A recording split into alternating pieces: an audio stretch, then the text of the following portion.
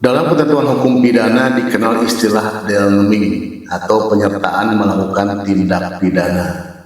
Pada KUHP yang lama diatur dalam ketentuan pasal 55 dan 56. Sedangkan pada KUHP yang baru ini diatur dalam ketentuan pasal 20 dan 21.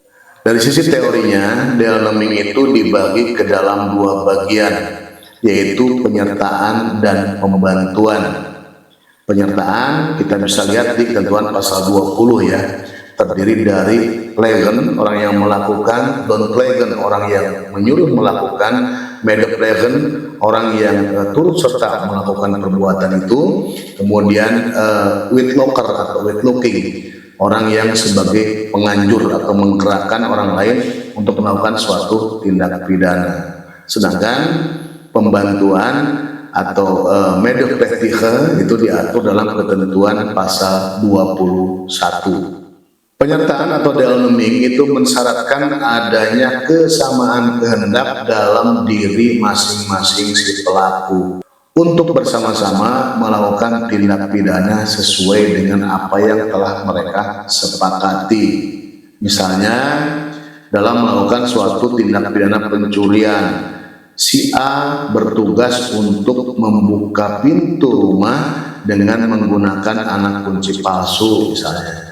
Kemudian si B bertugas untuk menjaga di luar pagar, jangan sampai ada orang yang lewat kemudian aksi mereka ketahuan. Dan si C bertugas untuk mengambil barang-barang dari dalam rumah yang pintunya sudah dibuka dengan menggunakan kunci palsu oleh si A tadi.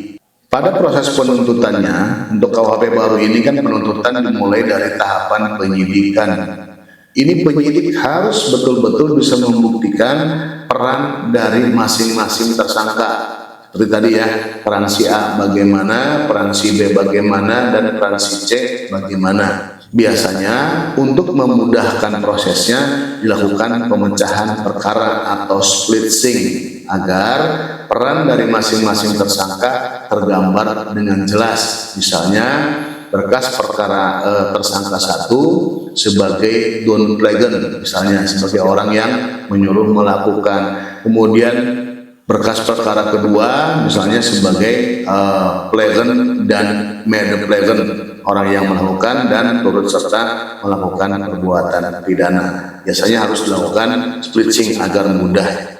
Kemudian kita juga bisa melihat ketentuan penjelasan ya, penjelasan pasal 20 KUHP yang baru itu menyatakan bahwa orang yang disuruh untuk melakukan tindak pidana tidak dipidana karena tidak ada unsur kesalahan. Disitulah berarti antara yang menyuruh dengan yang disuruh itu harus ada kesamaan kehendak sebagaimana tadi saya katakan dari awal ya.